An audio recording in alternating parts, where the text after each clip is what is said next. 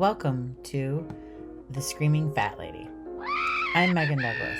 I'm an applied anthropologist, grassroots organizer, whatever that means, rabble-rouser, and lifelong skeptic, whose favorite thing to say is, if you aren't angry, you aren't paying attention. This podcast is devoted to exploring ideas and concepts that relate to my immense curiosity about the world of social justice organizing, how we can use the tools of anthropology to understand more about what it means to fight for liberation, and how anthropology might use the tools of social justice organizing to become more liberated itself. In this edition of The Screaming Fat Lady, I'll be doing a bit of text analysis and metaphor analysis to examine how specific words and phrases are tied to historical context and ponder what values they may subtly suggest or implant in our minds when we use them. I'll look specifically at two words, community and uplift, which are ubiquitous in political movements aimed at system change. In part one, I'll lay out what led me to these words, the tools I used to develop this investigation, and my findings on the word community. In part two, I analyze the word uplift and its relationship to the notion of community, and what that might reveal to us about the language we use in movement work. My hope is that by questioning the things we often take for granted in social justice spaces, we may be able to stumble upon moments for the evolution of dominant narratives and understand more about why certain features of our world stay the same even when we want so desperately for them to change. So, let's begin. The idea that language is a central feature of being human is undeniable. It's clear from acts as basic as a baby crying to indicate the need for essential assistance like food, safety, freedom from discomfort, to those that are much more complex, like providing complicated instructions, writing books, or crafting whole grammatical structures for language, that our ability to communicate with one another in both concrete and abstract ways is key to shaping a generalized human experience. What may not always be so clear to everyone, however, is that how we choose to communicate, the words we choose, the metaphors we select, the phrases we rely upon are not inevitable. Indeed, they're often intimately linked to the particular settings in which we are raised, the belief and value systems that are held by those with whom we come into contact, and the historical context in which those features of our language arise. Without this understanding, we may come to see certain relationships that we hold with the world as inevitable, to feel as if the ways we think about ourselves and others are natural, and it may sometimes cause us to overlook potentially harmful narratives that we've deemed innocuous simply because it seems as if it's always been that way. For my examination, I'll be using text from the roughly 120 articles and static editorial content that come from 9 editions of Riverwise magazine from over the past 3 years. Riverwise is a small print-based publication housed in the Bog Center to Nurture Community Leadership in Detroit, Michigan. The magazine provides stories written by advocates, activists, and citizens of Detroit to highlight pressing economic, social, environmental, and racial justice issues. As a source of data that spans a host of causes and which is written by actors who come from an extremely diverse background of political, educational, economic, and even geographical settings, Riverwise is a succinct space in which to get a good overview of the language of organizing.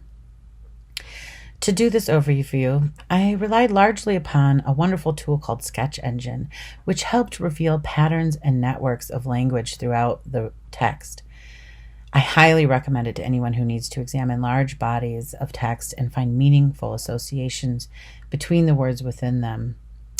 And I also rely upon the work of linguists, anthropologists, and of course my own anecdotal experience, because hey, postmodernism matters.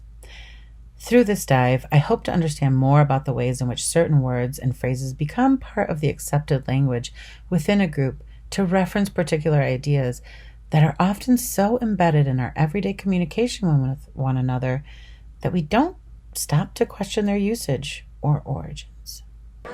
I'm here for a couple of reasons. One, I work with the James and Grace Lee Boggs Center to nurture community leadership, and that means fundamentally we have to challenge the continued intensification of planetary destruction and inequality by creating local sustainable communities and self-governing democracy.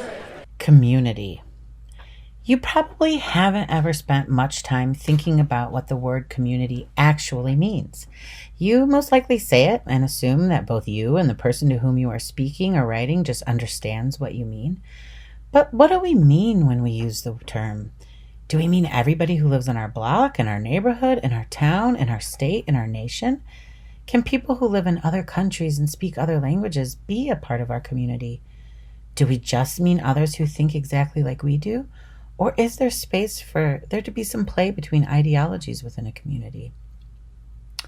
The word community has been around since at least the 14th century.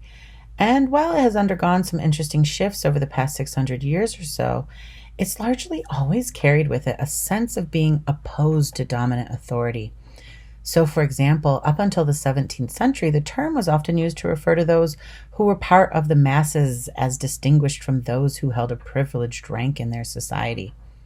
However, it wasn't until about the 18th century that the term began to take on a more immediate sense and began to hold more locally specific fields, while at the same time it developed as a term that could indicate fidelity to a particular set of beliefs or values.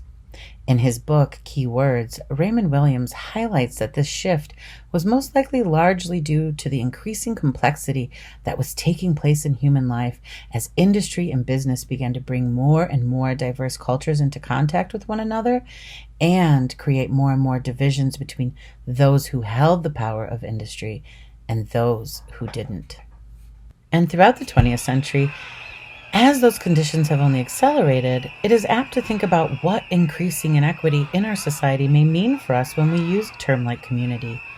Its ubiquity, I believe, underscores, especially in the face of economic structures which seek to divide us, just how important our networks with others are to us, even if we don't always consciously recognize this, or if our national or state propaganda may tell us otherwise. This becomes clearer when I look at some examples from across the various editions of Riverwise magazine. So, for example, community can be used as an identity and is frequently referenced in things like community gardens or directly to indicate a person, like this statement. Jamie is also a parent, community organizer, writer, farmer, and aspiring djembe drummer. Throughout the magazine, community also shows the concepts of both unity and division at the same time. So, for example, in the mission statement of Riverwise, they say, "We know there are many versions of Detroit, and in some communities there is a striving toward self-determination and new visionary ways of life.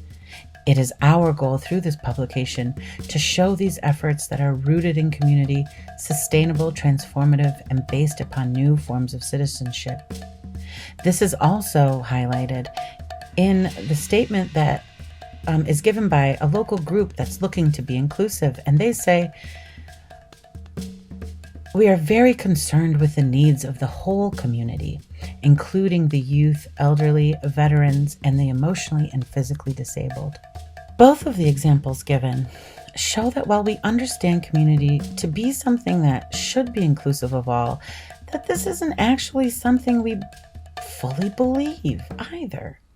In their acknowledgement that some communities are striving toward new ways of life, the writers at Riverwise also recognize that some communities aren't. And in the seemingly paradoxical statement that comes right after, they also speak of community as something static and whole when they assert that their efforts can be rooted in a unitary vision of community as well.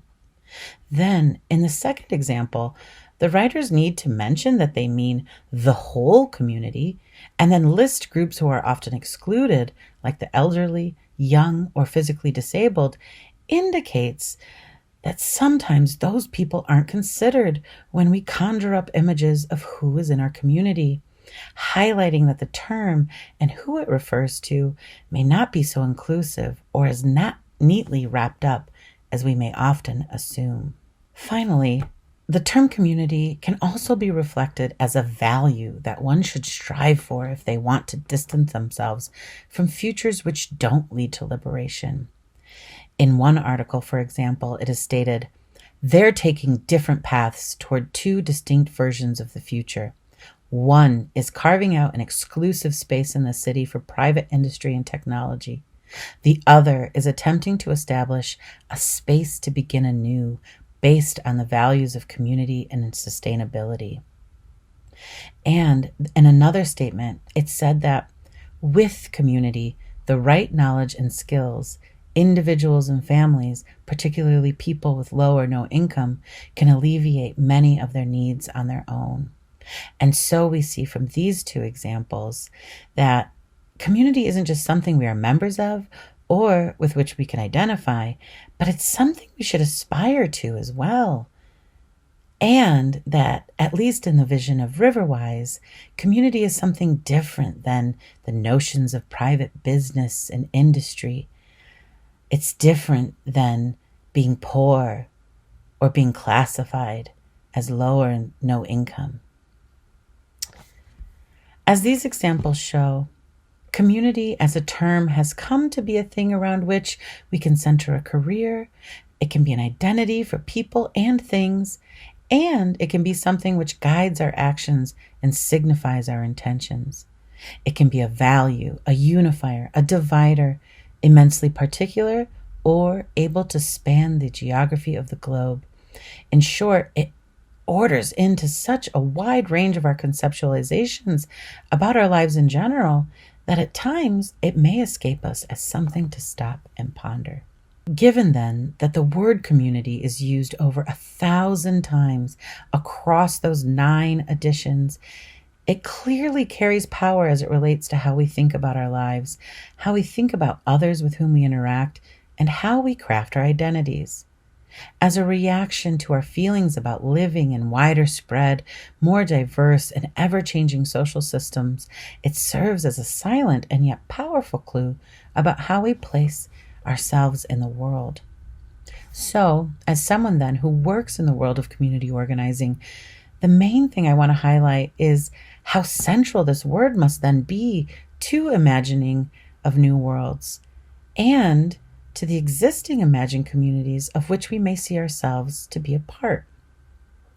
The wide usage of the term in Riverwise indicates that across generations, borders, and issues, we see ourselves as linked to some people and not to others, based upon a host of considerations that may be so ingrained in our psyche that we often just inherently assume who is being counted and who isn't. The overwhelming presence of the term and the fact that we can claim community as an identity also means that we conceptualize of it as something that we aren't just a part of, but which we are intrinsically. To me, then, as I began to think more about the concept, it became important to think about what kinds of terms are most often associated with the idea of community, especially within the language of social justice movements.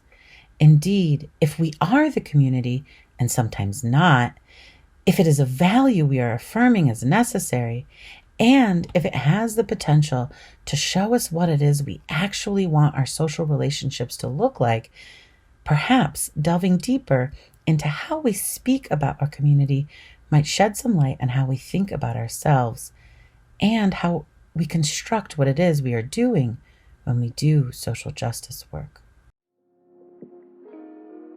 In the next edition, join me for part 2 of the discussion, where I investigate the term uplift, its connection to the idea of community, and the role of both of these words in social justice organizing.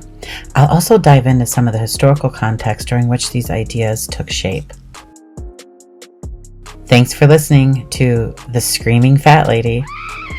This is Megan Douglas, your nosy, noisy, boat-rocking, bewildered, strong-willed scoffer, signing off.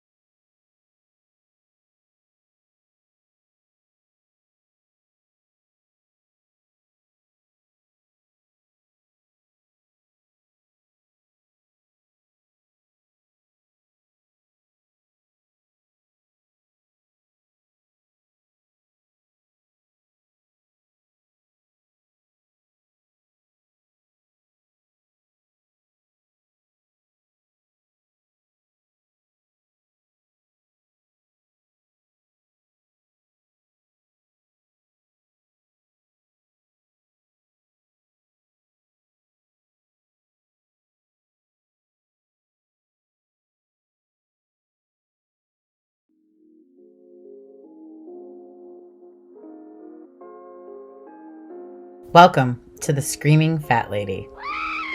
I'm Megan Douglas. I'm an applied anthropologist, grassroots organizer, whatever that means, rabble-rouser, and lifelong skeptic whose favorite thing to say is, if you aren't angry, you aren't paying attention. This podcast is devoted to exploring ideas and concepts that relate to my immense curiosity about the world of social justice organizing, how we can use the tools of anthropology to understand more about what it means to fight for liberation, and how anthropology can use the tools of social justice organizing to become more liberated itself. In this edition of The Screaming Fat Lady, I'll be presenting part 2 of my discussion on the narratives we use in social justice organizing and what those may reveal to us about how we think about ourselves and our community. If you haven't already listened to part 1, I highly suggest doing so first so you have the context for this discussion on the term uplift and its connection to the idea of community and social justice work. Okay, let's go. Part 2. How do we show up in community? Somewhere I read of the freedom of assembly. Somewhere I read of the freedom of speech. Somewhere I read of the freedom of press. Somewhere I read that the greatness of America is the right to protest far right. In anthropology, one of the key ways that we can come to learn more about human life, how it is that people react to their social and natural environments, and how they envision what kinds of structures may be guiding their interactions with others, is to look for narratives that are told over and again. Narratives, which gain popular acceptance, have the power to show us deep meanings about cultural beliefs exactly because they remain so superficial. Indeed, they're so readily available to us that we often don't even think that there's a need to stop and question them. They provide easy ways for us to convey complex or even at times unimaginable histories, realities, existences, without actually having to explain them in detail. The danger in that, however, is that we may become too comfortable with certain phrases and ways of speaking, and that may hinder our ability to think beyond old structures and create new pathways toward our goals of inclusionary frameworks. In her essay, Finding Culture in Narrative, anthropologist Jane Hill reminds us that where narratives seem normal and reasonable to the analyst, it is her job to make them strange, to seek for other ways that the narrative might have been told, and understand why, in local cultural terms, such ways were not chosen. As I began to dive deeper into the concept of community, a clear pattern started to emerge in the kinds of words which showed up most often in conjunction with the term. It jumped out at me that the idea of fracture, underdevelopment, disconnection, being beneath, and needing to find a way to get above something is heavy on the minds of my people. Words like weave, build, uplift, rising, vulnerable, marginalized, develop, plague, growth, emerging, grassroots, and organizing are the overwhelming bedfellows of community. It became clear that there are not only crises happening daily in our communities, but that we have internalized the idea of our communities as broken, in disrepair, and not on the same level of other communities which aren't discussed in such terms. In this edition, I'll look a bit at the word uplift to try and provide some historical context for the appearance and overwhelming presence of such language in social justice work. We don't provide a Band-Aid fix, we get to the root causes. We get down in the trenches to uplift our families out of these cycles. The term uplift, though originally a part of the English language as a term to indicate raised topography and mostly seen in geographical surveys of lands, has come to take on a completely different meaning. With the blending of new forms of patriotism, moral and religious dogma, industry and nation building, which began to take shape in the mid-19th century in the United States, the term entered into the national imaginary as a powerful requisite for the achievement of the American dream. Writing in 1916 for the Literary Digest, for example, a visitor from Europe wrote of the use of the word in the U.S. in this way. The visitor from abroad records that the first arresting word he meets in America is uplift. Its influence takes concrete shapes of much more than local importance. It adds the touch of idealism to the powerful and profitable journalistic industry of muckraking. It is the spring of the good government movement and the prohibition crusade. With so unlimited a continent to work in, Uplift finds continually new worlds to conquer, the most remarkable of all perhaps being the new religion of business, the cult of the inspired millionaire, the new science of success with its astonishing range of advertisement applied to the commercial uses of idealism. Command yourself in order that you may command success. Be good that you may make money. And, of course, such narratives did not escape the attention of those within the U.S. who, facing the most abhorrent forms of oppression, had the most to gain from being able to partake in such a powerful movement for transformation. Of course, I'm speaking here of the Black, Brown, and Poor. In his ethnography, The Racial Politics of Culture, anthropologist Lee Baker outlines the growth and acceptance of notions of uplift within the Black community as a crucial aspect of what was seen as the only path out from under the heavy boot of racism. In partnership with well-intentioned white folk, many of whom had been convinced of the inferiority of those with darker skin due to a centuries or more worth of pseudo-scientific work in the social sciences, which deemed Black and brown people to be inherently less than, across the nation, Black people began to buy into those narratives as well, and to see assimilation as the only way to prove one's humanity. In his work, Baker tells us, any practices or customs Negroes performed that differed from some mainstream norm were all too often explained in terms of deviance or pathology, or simply as obstacles in the way of complete assimilation. Colleges and universities, now referred to as historically Black, sprang up around the nation, which had the intention of saving the poor Negro from his and her own self.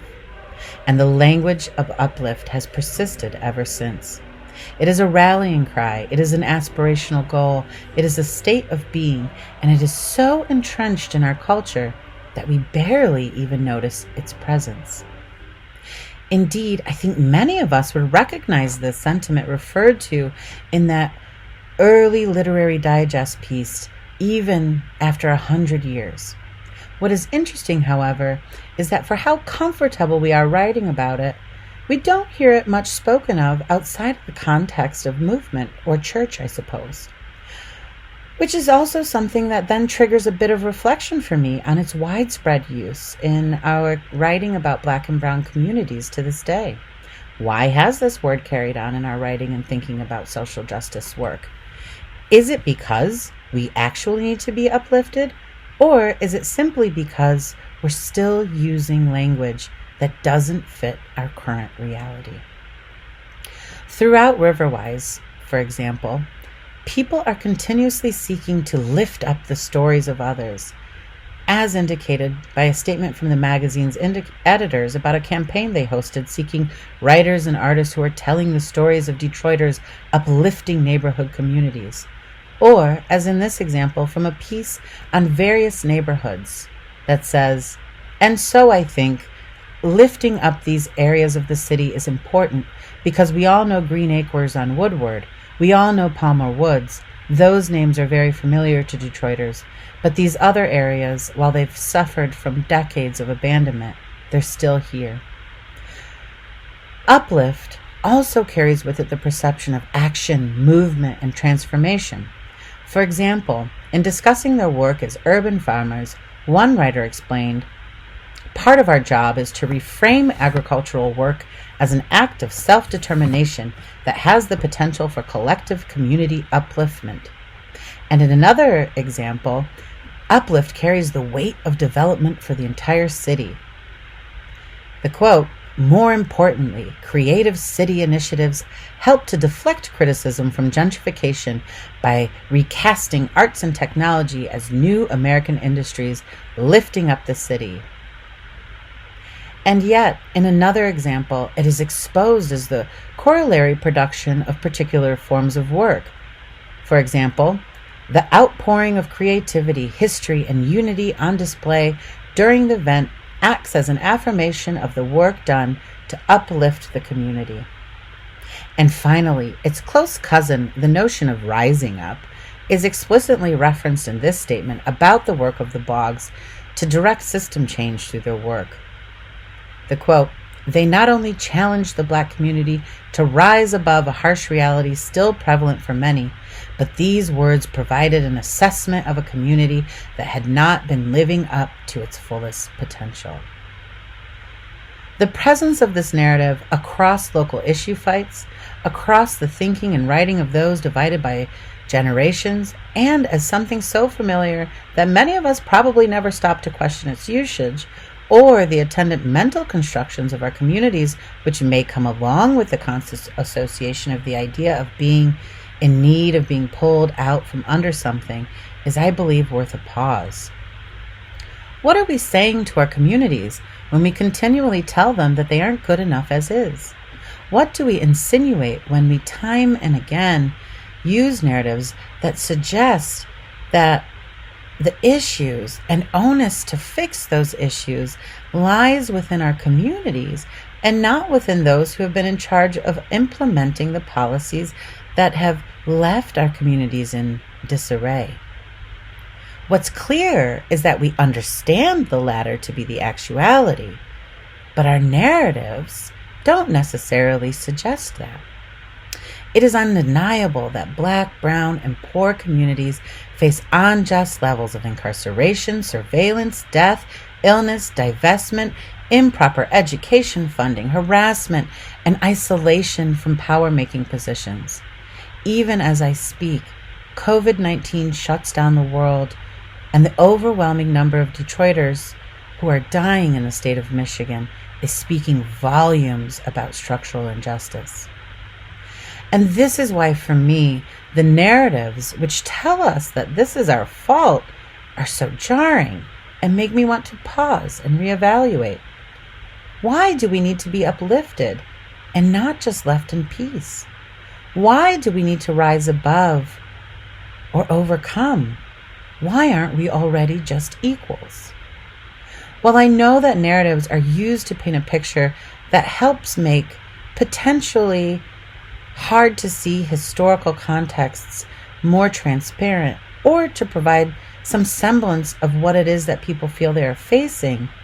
We have to remember that these narratives of uplift didn't come from Black and brown people. They were implanted by our oppressors upon us. They were handed down from a line of thought that began with us as inferior. And so, I believe, if we ever hope to move beyond that narrative, we also have to move beyond the ways of speaking and thinking about ourselves that are embedded within and direct descendants of racially oppressive ideological frameworks. Imagine if our communities weren't seen as in need of uplifting. Imagine if instead we just spoke of their need to be affirmed. Or if we stopped speaking of lifting up our communities and instead focused mainly on just tearing down the kinds of oppression that make such narratives possible. I believe changing the way we speak about things can help us not only imagine new visions, but see that right in front of us, those visions are taking shape and actively at work.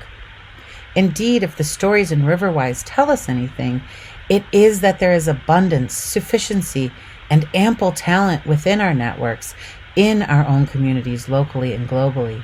People are building urban gardens, starting their own schools, healing, helping their neighbors, fighting back against racism, sexism, classism.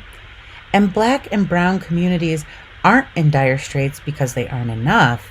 They are in dire straits because the economic, social, and racialized systems within which we live are made for that to be the case. And so I end with a challenge, since of course I always end up with more questions than answers, and I think that's okay. My challenge for you is to ask yourself, what might a new narrative sound like? Which metaphors give you hope or make you feel seen? What are other ways of seeing ourselves which aren't predicated upon inferiority, but which shine the light on our strength? How do you show up in community and in your community?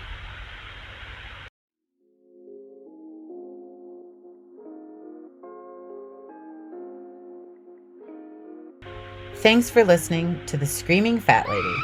This is Megan Douglas, your nosy, noisy, boat-rocking, bewildered, strong-willed scoffer, signing off.